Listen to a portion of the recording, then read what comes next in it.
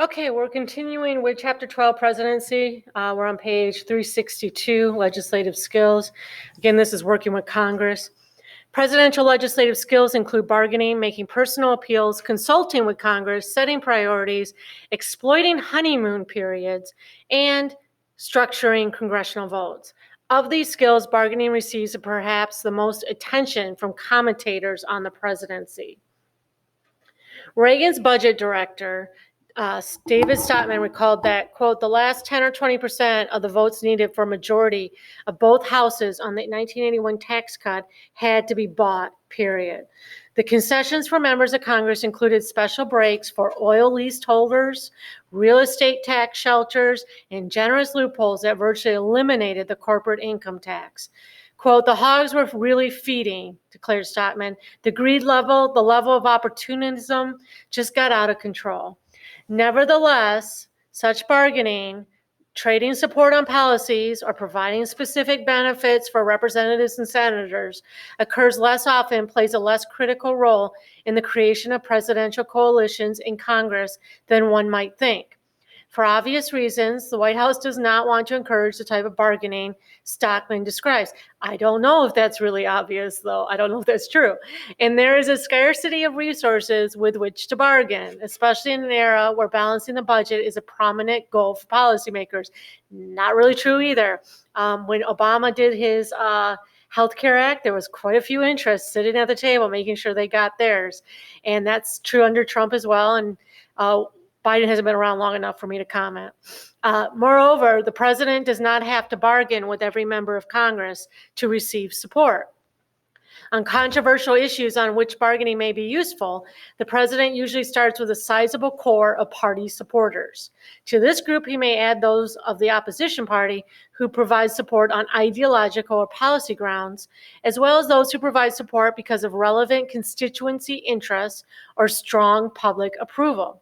But you'll note with this COVID bill that was passed, there was strong public approval, but the Republicans were able to keep themselves in check and keep their support to zero, despite public approval. The president needs to bargain only if this coalition does not provide a majority, or 2/3 on treaties and 1/3 avoiding veto overrides, or 60 votes in the Senate if you don't use reconciliation.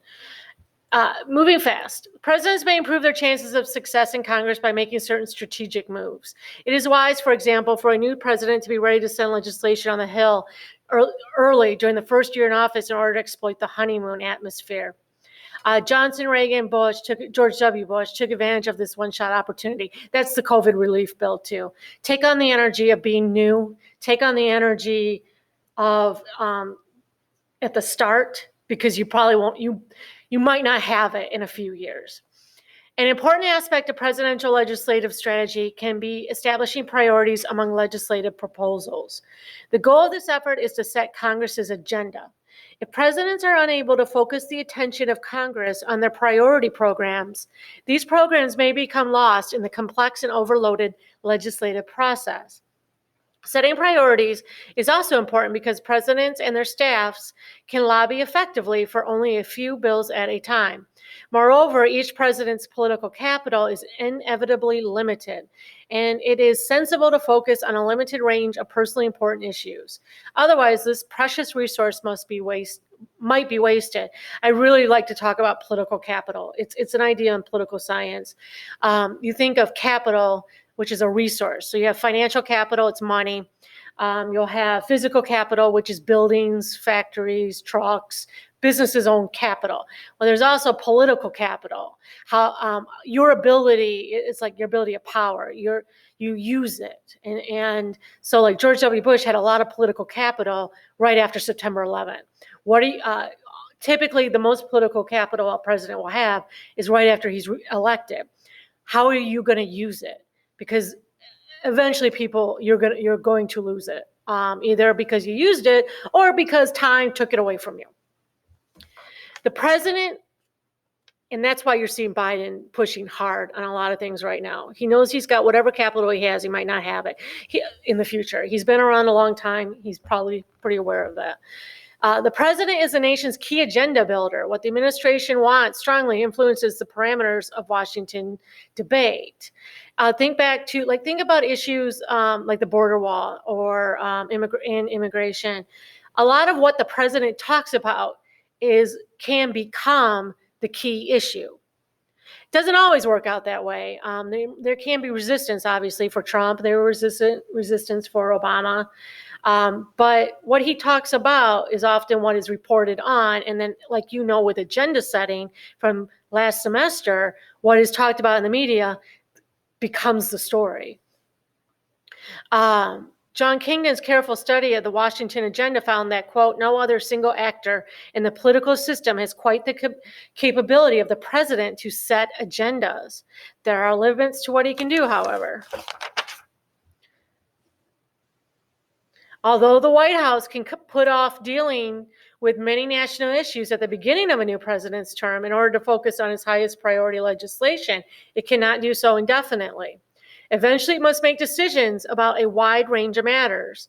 Soon, the legislative agenda is full, and more policies are in the pipeline as the administration attempts to satisfy its constituents and responds to unanticipated or simply overlooked problems.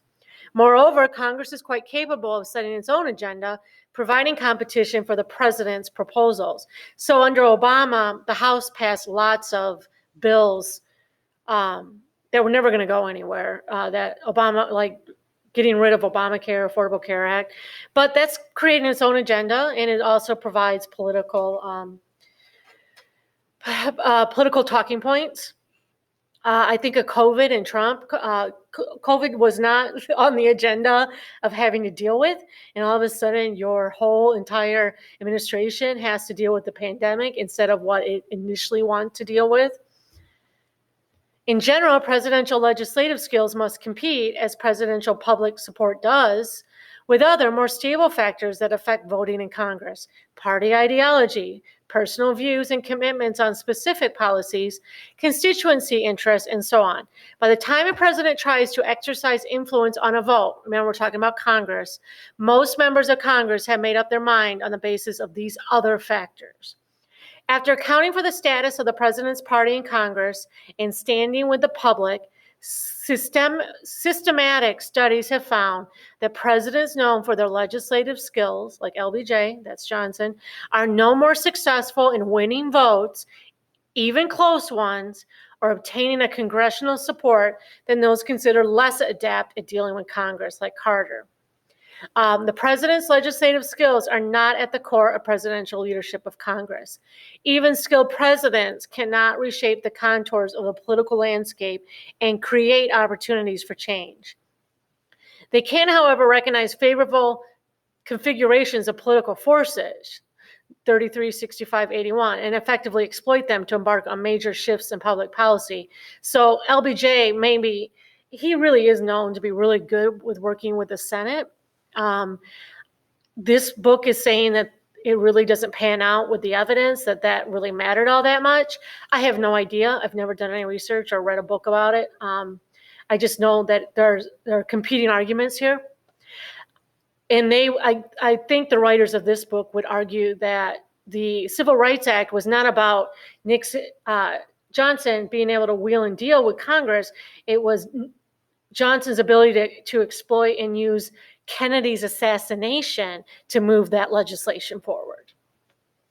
Perhaps the most important role of presidents and their heaviest burden is the responsibility for national security. Dealing with Congress is only one of the many challenges presidents face in the realm of defense and foreign policy. Presidents regularly confront a Congress that stands in their way. So we're going to the next part here is the president and national security policy. Constitutionally, the president has the leading role in American defense and foreign policy, often termed national security policy. Such matters, ranging from foreign trade to war and peace, occupy much of the president's time or his staff's time. There are several dimensions to the president's national security responsibilities, including negotiating with other nations, commanding the armed forces, waging war, managing crises crises and obtaining the necessary support in Congress. So now they're giving you the specifics here. Chief diplomat working with other countries, commander-in-chief is commanding the armed forces. War powers is where it's going to fall under for waging war. Crisis, working with Congress. So they like to, if you haven't figured this out yet, they do an intro paragraph, and then they break it down. Okay, the Constitution allocates certain powers in the realm of national security exclusively to the executive. The president alone extends diplomatic recognition to foreign governments, as Barack Obama did when he announced the exchange of ambassadors with Cuba, which I believe Trump might have reversed, but you have to look that up. The president can also terminate relations with other nations, as Carter did with Iran after Americans were taken hostage in Tehran. The president also has the sole power to negotiate treaties with other nations, although the Constitution requires the Senate to approve them by a 2/3 vote. Sometimes presidents win and sometimes they lose when presenting a treaty to the Senate. Carter persuaded the Senate to approve a treaty returning the Panama Canal to Panama over objections such as those declared that we stole it fair and square. Bill Clinton was not so lucky when he sought ratification of the Comprehensive Nuclear Test Ban Treaty. The Senate rejected it in 1999.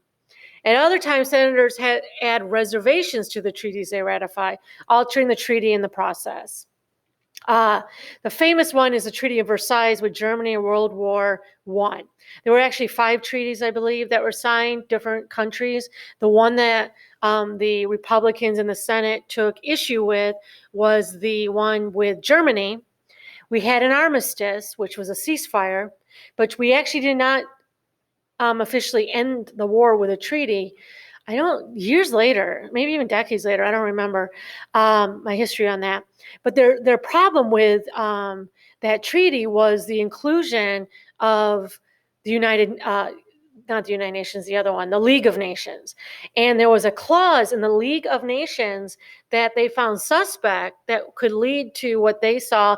And people argue about whether they're right or not. It didn't happen, so we don't know.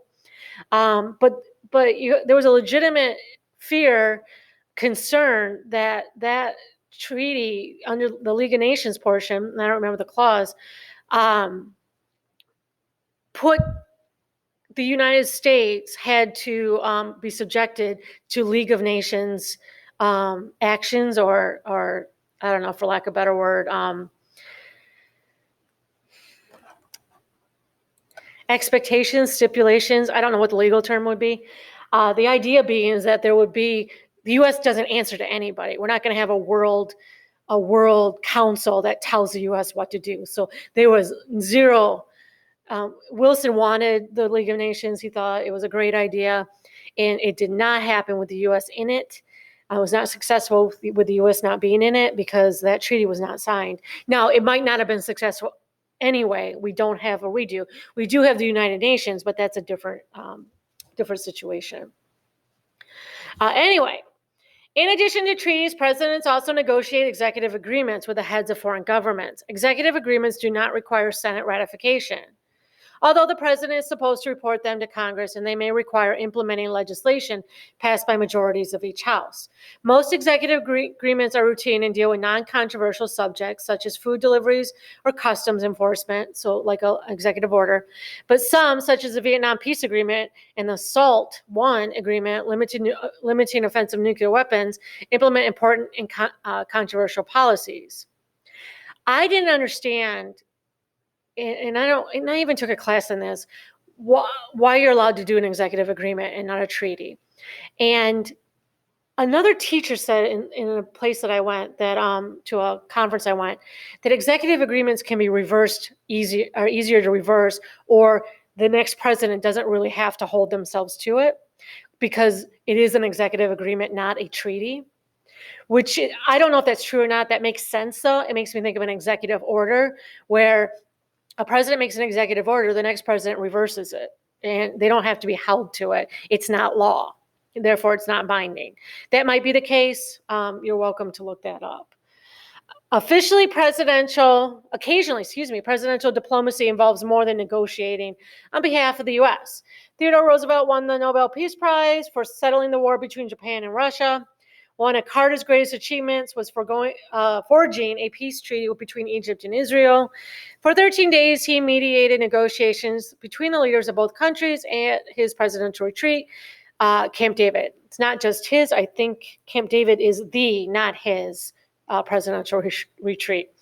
As the leader of the Western world, the president must try to lead America's allies on matters of both economics and defense. Now, Trump did not want to be the leader of the Western world. That's where there was a real change in foreign policy.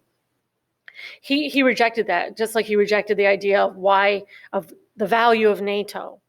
The idea, so the U.S. and us as citizens of the U.S. have to make, hopefully,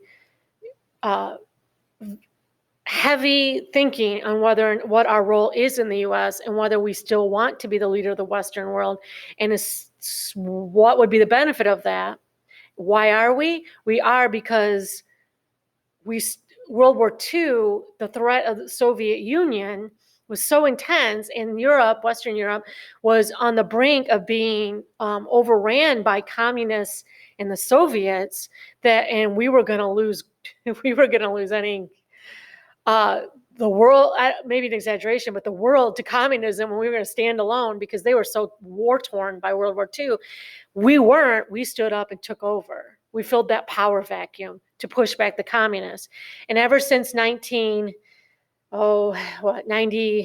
94, we've been struggling with what our current role should be in the world as a world power. And Trump really did push back on the idea that we are still the dominant world power for the West. Okay, so Barack Obama experienced in dealing with the world financial crisis. It's not easy. And George W. Bush found in his attempts to obtain support for invading Iraq. Given the natural independence of sovereign nations control themselves, the increasing economic might of other countries, and many competing influences on policymaking in other nations, the president will continue to find such leadership challenging. China's on the move. They want to dominate Asia. They want to dominate the Pacific. Do we want to stay tight with Japan and South Korea? As I read this right now, our Secretary of State is visiting South Korea. He might even be visiting Japan to continue to build and strengthen our alliances over there, and wanting to bring back the U.S. as a dominant force to counter China in the Pacific area. Okay, so Biden's foreign policy will be more traditional than Trump's was. Because the Constitution's framers wanted civilian control of the military, they made the president the commander-in-chief of the armed forces. President Washington actually led troops to crush the Whiskey Rebellion in 1794. Today, Whiskey Rebellion, you should look that one up. That's a big deal, but I don't know anything about it. Today, presidents do not take the task quite so literally, but their military decisions have changed the course of history. When the Constitution was written, the U.S. did not have, nor did anyone expect it to have, a large standing or permanent army. If you read the Federalist Papers, the idea of a standing army is the absolute opposite of what they wanted in a republic. A standing army leads to tyranny. Standing armies, it is all the writings of that time are anti-standing army.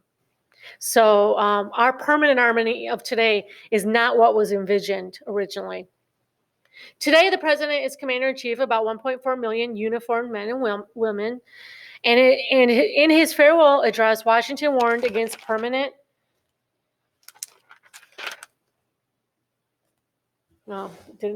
alliances. But today, America has commitments to defend nations across the globe. Even more important, the president commands a vast nuclear arsenal. I don't know if that's actually more important, but okay. Never more than a few steps from the president is, quote, the football, a briefcase with the codes needed to unleash nuclear war. The Constitution, of course, states that only Congress has the power to declare war. Oh, but it is unreasonable to believe that Congress can convene, debate, and vote on a declaration of war in the case of a nuclear attack. Okay, I guess with a nuclear attack, yes, but they probably could do a little more than they have been in the last few decades. War powers. Perhaps no issue of executive-legislative relations generates more controversy than the continuing dispute over war powers.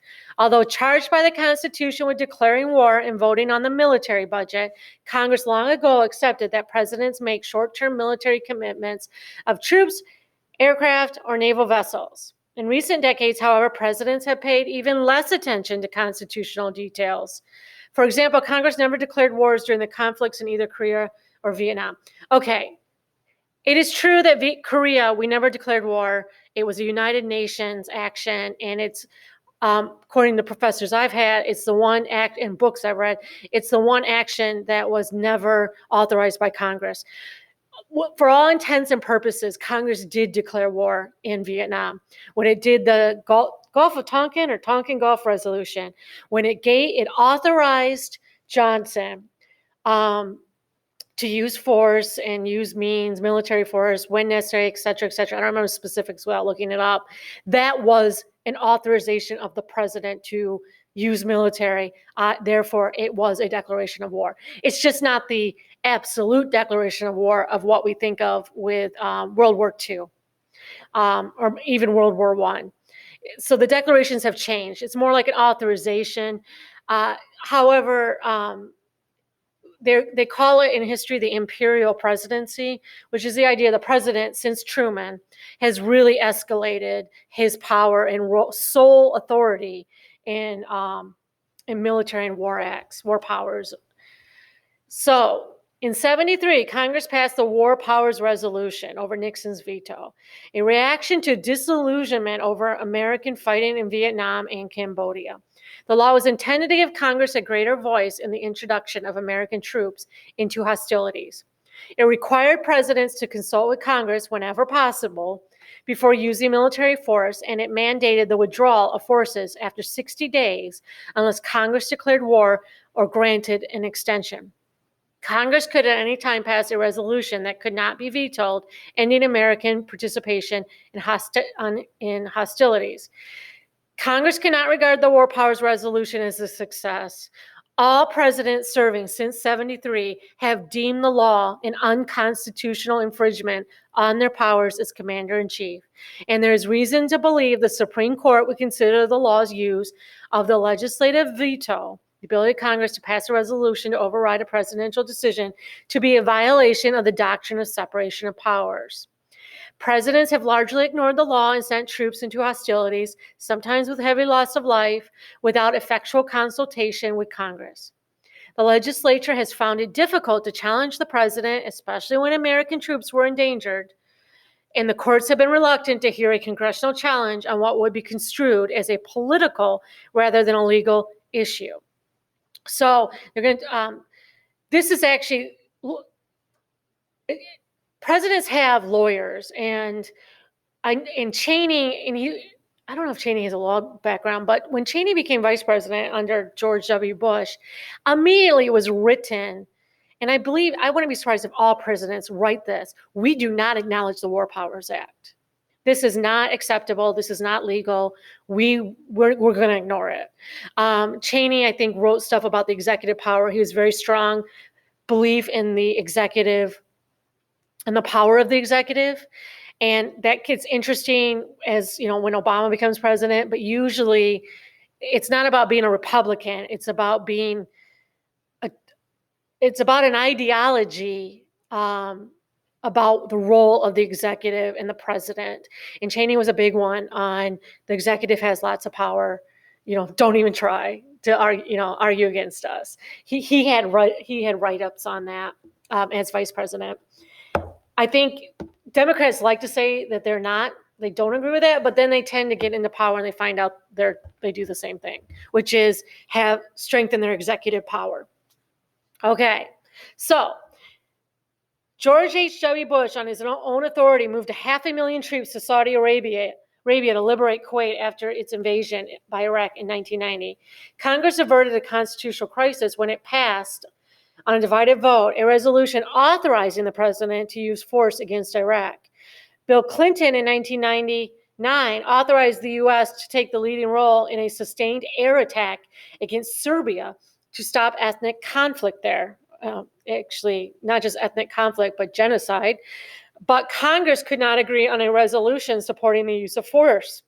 Barack Obama did not seek congressional authorization either for the military expedition that killed Osama bin Laden in Pakistan, nor for U.S. support of NATO-led efforts to protect civilians in the civil war in Libya and support efforts to overthrow that country's dictator, which had been Gaddafi.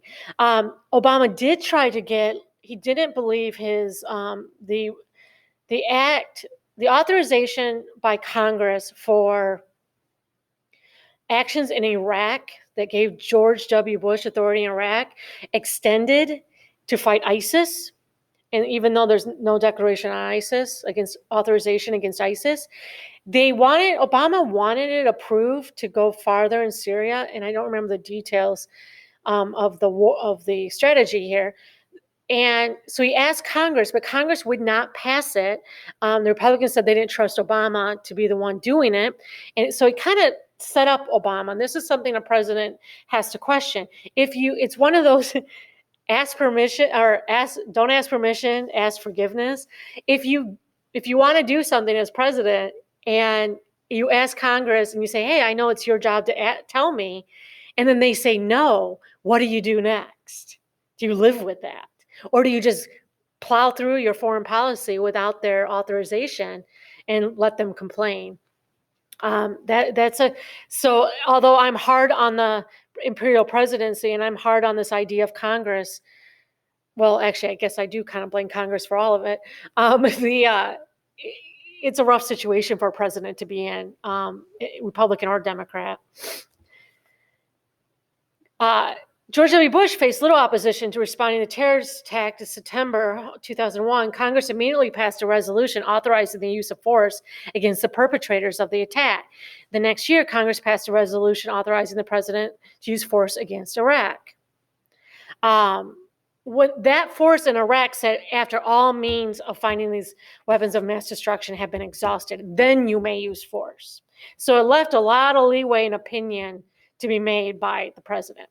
However, Congress was less deferential to presidential war powers when the press released U.S. mistreatment of prisoners of war and the president's authorization, without a judicial warrant, of the National Security, NSA, National Security Agency, to spy on persons residing within the U.S. Analysts continue to raise questions about the relevance of America's 200-year-old constitutional mechanisms for engaging in war. Some observers worry that rapid response capabilities afforded the president by modern technology allow him to bypass congressional opposition, thus undermining the separation of powers. Others stress the importance of the commander-in-chief's having the flexibility to meet America's global responsibilities and combat international terrorism without the hindrance of congressional checks and balances. All agree that the change in the nature of warfare brought about by nuclear weapons inevitably delegates to the president the ultimate decision to use such weapons. I would add a third one to this area. There has to be a trust in the person you put in office.